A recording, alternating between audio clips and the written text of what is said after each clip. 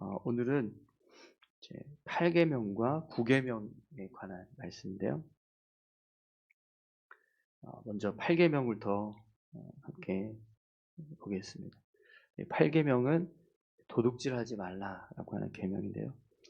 어, 본문에서 이 도둑질이라고 하는 표현을 원문으로 히브리어 단어로는요, 가나부라고 하는 단어를 쓰고 있습니다. 그런데 이 가나부라고 하는 단어는 몰래 가져가다 혹은 속이다 이런 의미를 가지고 있어요.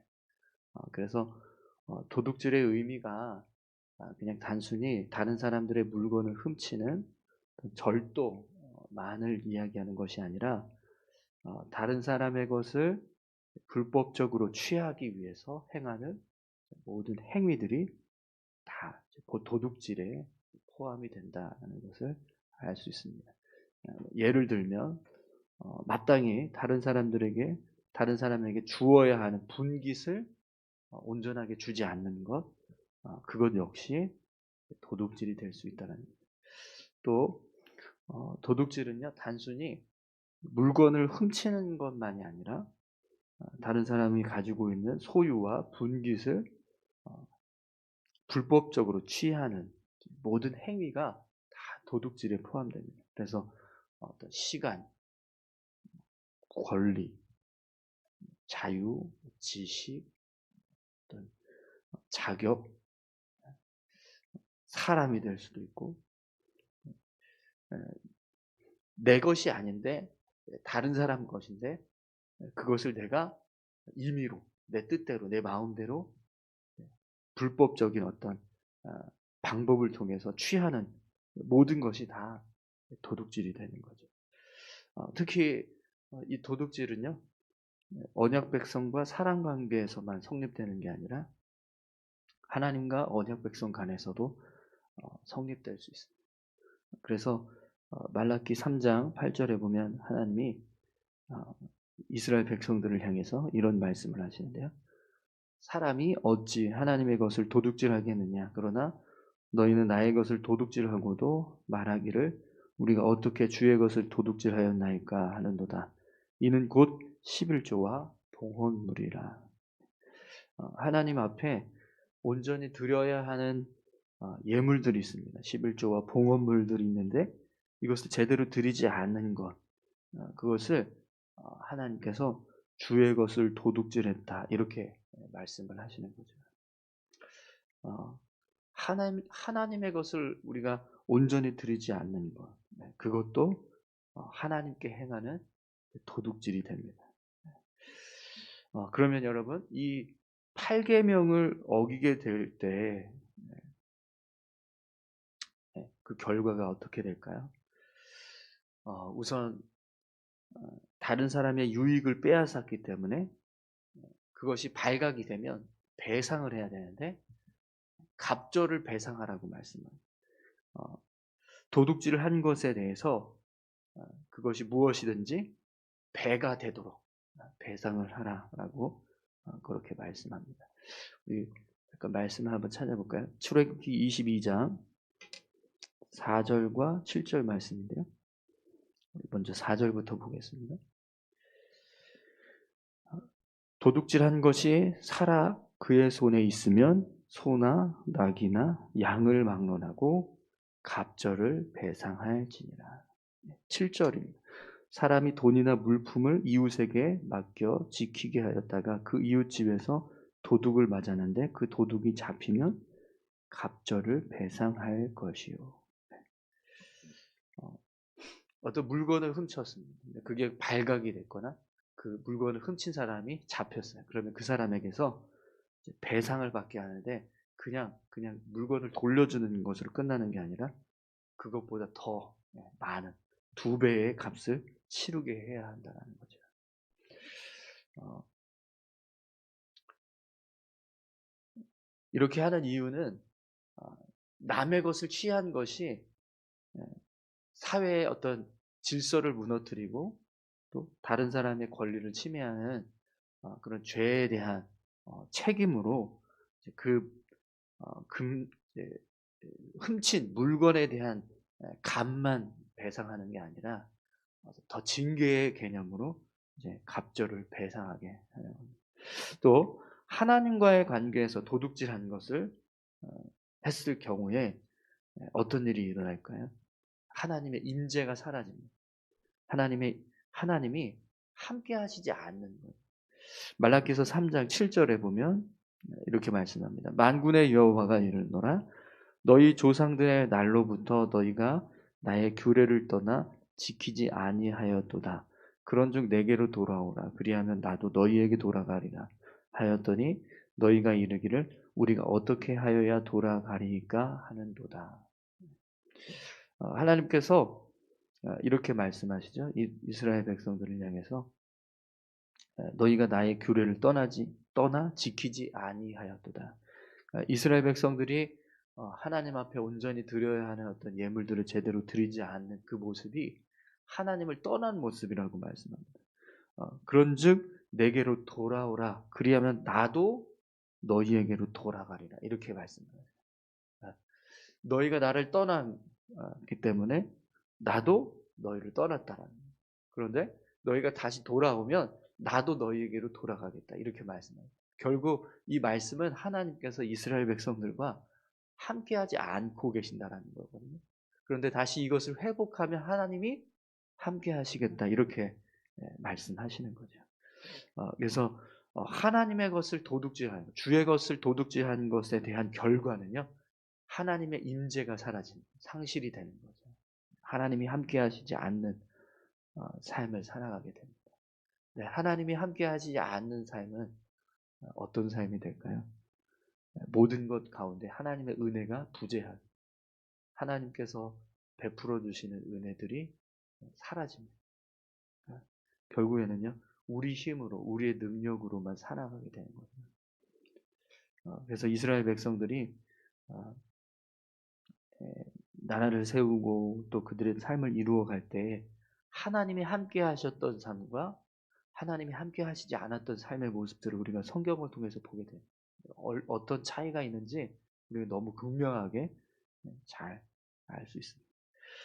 여러분, 도둑질을 그냥 단순히 어떤 물건을 훔치는 것, 그것으로만 생각하지 말고, 우리가 다른 사람의 소유를 빼앗는 모든 행위들, 모든 것들이 도둑질이 된다는 사실을 우리가 기억하고 도둑질하지 않기를 바랍니다. 이 계명이 단지 그냥 내가 물건을 훔치지 않으니까 나하고는 상관없지 이렇게 생각하는 것이 아니고요. 정당한 어떤 이 소유가 아닌 것을 내가 함부로 사용하거나 함부로 대하거나 또 다른 사람에게 어떤 정당한 대가를 지불해야 되는데 그걸 제대로 지불하지 않거나 공로를 제대로 인정해 주지 않는다든지 이런 모든 것들이 다 도둑질이 될 수 있다라는 거예요. 시간, 뭐 권리, 어떤 자격, 내 것이 아닌데 내 마음대로 내가 취한다거나 그것을 제대로 다른 사람에게 주지 않을 때 그것이 다 도둑질이 된다. 그걸 생각하고 우리가 삶을 살아갈 때요 도둑질하지 않는 자 되기를 소망합니다. 여러분 시장에 가서 물건 사실 때 우리 막 물건 사면서 막 깎잖아요. 네. 물론 이제 막 너무 비싸게 받아서 어떤 불이한 이익을 추구하는 그런 상인들도 있기 때문에 그럴 수 있지만 그럼에도 불구하고요. 우리는 그냥 정당한 대가를 지불하는 그것이 그리스도인다운 삶의 모습입니다. 그런 삶을 우리가 살아갈 수 있기를 소망합니다. 우리 그리스도인들은요. 타인의 어떤 권리를 침해하고 또 자유를 막 무너뜨리는 그런 삶이 아니라 오히려 권리를 보호해주고 또 자유를 지켜주는 그들이 가지고 있는 어떤 자유를 지켜줄 수 있는 그런 삶을 살아가야 합니다. 하나님 관계에서도요 마찬가지 온전하게 우리가 이 8계명을 잘 지켜갈 수 있기를 소망합니다. 여러분 오늘 하루 도둑질하지 않기를 소망합니다. 네, 할렐루야. 네, 마지막으로 우리 9절 말씀 함께, 9계명 같이 함께 보겠습니다. 16절인데요. 내 이웃에 대하여 거짓 증거하지 말라. 아멘. 여러분 9계명은 다른 사람을 속이고 사실이 아닌 것을 사실처럼 말하는 것, 말을 하는 거나 행동하는 것, 이런 모든 것들이 다 이제 거짓 증거에 해당이 돼서 이것을 금지하고 있습니다. 특히 이제 공적인 자리에서 증거한다, 거짓 증거한다라고 했을 때 이 증거한다라는 게 어떤 그냥 몰래 개인적으로 그냥 내가 거짓말하는 이게 아니라 공식적인 자리에서 어떤 사실을 감추기 위해서 속이거나 또 변조하기 위해서 혹은 어, 과장해서 어떤 왜곡시키기 위한 일을 하는 것, 이런 것들이 다 이제 거짓 증거하는 행위가 되는 거예요. 그렇기 때문에 이 거짓 증거하지 말라라고 하는 말씀은요, 그냥 단순히 거짓말하지 말라 이게 아니라 진실을 왜곡시키는 모든 행위들, 사실이 아닌 걸 사실처럼 말하는, 행동하는 그런 모든 행동들, 모든 것들이 다 여기에 포함이 된다는 거예요. 여러분, 하나님은요 우리가 진실하기를 원하십니다. 시편 101편 7절에 보면 이렇게 말씀하세요. 거짓을 행하는 자는 내 집 안에 거주하지 못하며 거짓말하는 자는 내 목전에 서지 못하리로다. 아멘. 하나님의 백성이 진실하기를 원하신다는 거죠. 그래서 거짓을 행하는 자, 어, 남을 속이는 행위를 하는 사람을 하나님의 집에 거하지 못하고 하나님 목전에 서지 못한다. 이렇게 말씀하십니다.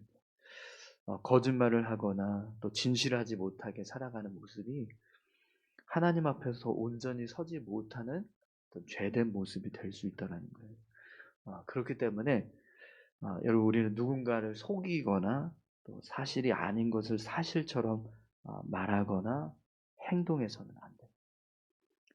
또 그런 어떤 거짓된 일이 벌어지는 것을요, 우리가 행하지 않는 것도 중요하지만 또 그런 일들이 이루어졌을 때 그것을 막고 관가하지 않는 것, 그것도 우리가 해야 할 몫입니다. 진실이 드러날 수 있도록, 그렇게 사실이 알려질 수 있도록 힘쓰는 삶, 그것도 우리가 해야 할 몫이라는 겁니다.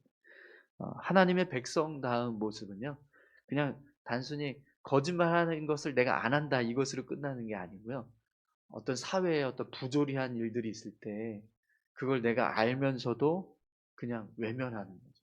모른 척하고 내 일이 아니니까 이렇게 넘어가는 그런 행위들도 사실 하나님 앞에서 옳지 않다라는 거예요. 그래서 우리 삶은요, 그런 어떤 사회적으로나 어떤 내가 알고 있는 어떤 공동체, 내 스스로의 어떤 거짓을 증거하는 행위가 아닐지라도 그런 모습들을 내가 알았을 때 그것을 외면하지 않고 그 안에 있는 어떤 거짓됨이 드러날 수 있도록 하는 거예요. 그것도 우리가 해야 되는 책임이 있다는 겁니다. 잠언 12장 22절에 보면 거짓 입술은 여호와께 미움을 받아도 진실하게 행하는 자는 그의 기뻐하심을 받느니라. 아멘. 하나님께서 거짓을 행하는 입술, 거짓을 행하는 자를 미워하시지만 그러나 진실을 행하는 자는 하나님이 기뻐하신다는 말씀입니다. 네, 여러분 우리가 이제 거짓말하는 이유가 있잖아요.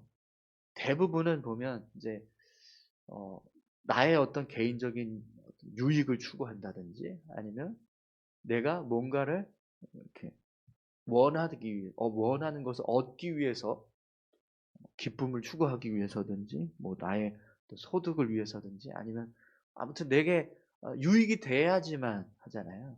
네. 그래서 이제 거짓말을 하게 되는 일들이 일어납니다. 남을 속이거나 이런 거짓 증거하는 일들이 벌어지는데, 어,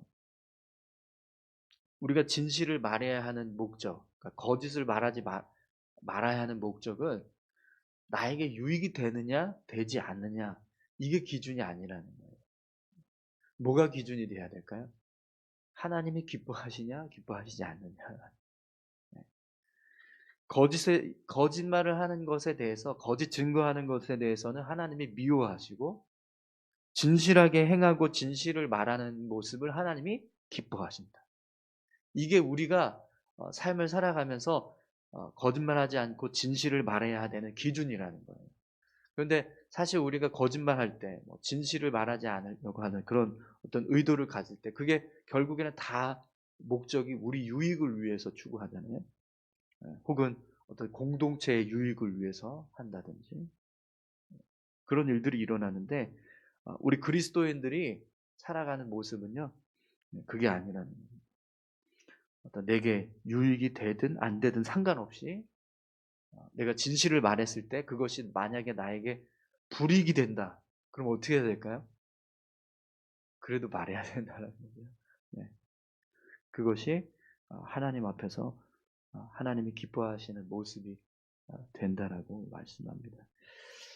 우리가 그런 삶을 살아갈 수 있기를 소망합니다.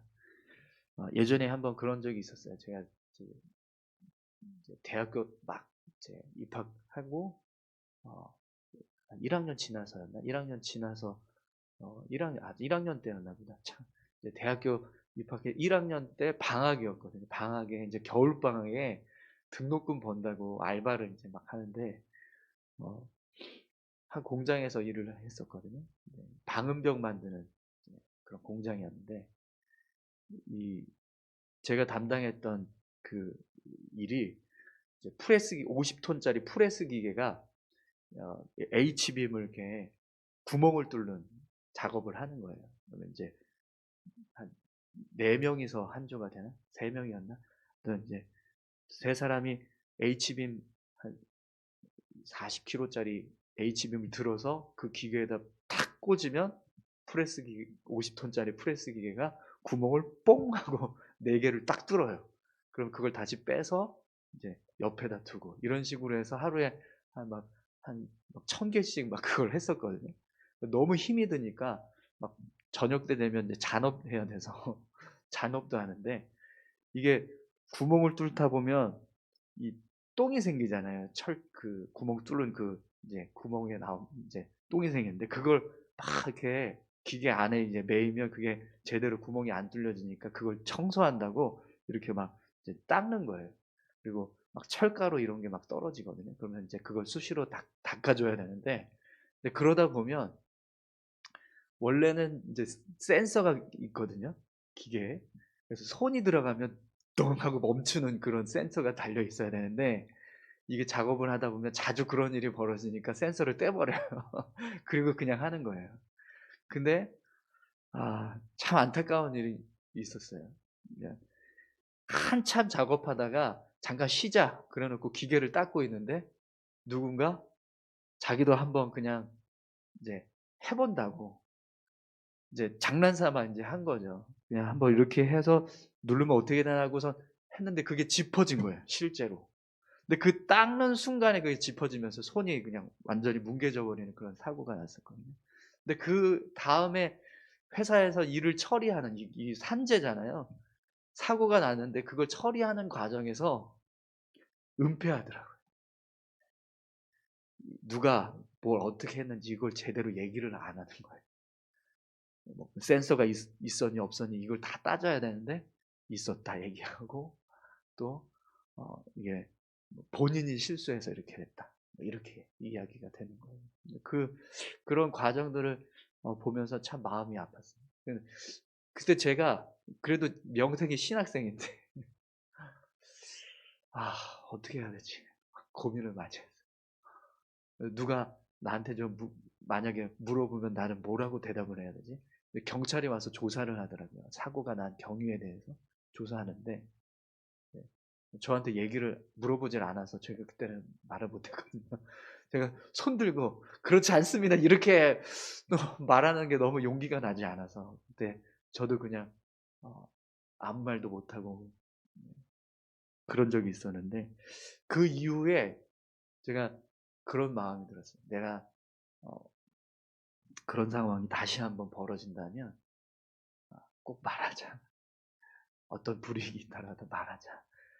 그런 이제 어 생각을 했었던 기억이 있습니다. 여러분, 우리가 삶을 살아갈 때요, 그런 일들이 참 많습니다. 어떤 내 개인적인 어떤 유익이 될 수도 있지만 공동체의 유익을 위해서 거짓을 말해야 될 때도 있고, 거짓된 일들이 있는데도 불구하고 그걸 간과하고 넘어가야 될 때도 있고, 그런 일들이 있지만, 근데 우리 그리스도인들의 삶은 그것이 아니라 그런 일들이 있다 할지라도 그걸 밝혀낼 수 있는 모습이 필요하고 그런 용기가 필요하다는 거예요. 오늘 저와 여러분들의 삶에도 그런 믿음의 모습들이 있기를 소망합니다. 우리 이 시간 같이 함께 다 같이 기도하겠습니다. 함께 기도하실 때 도둑질하지 말라, 뭐 거짓 증거하지 말라, 단지 그냥 남의 물건을 훔치는 것이 아니라 다른 사람의 소유를 침해하는 어떤 행위든지 그것이 다 도둑질하는, 또 거짓 증거하지 말라.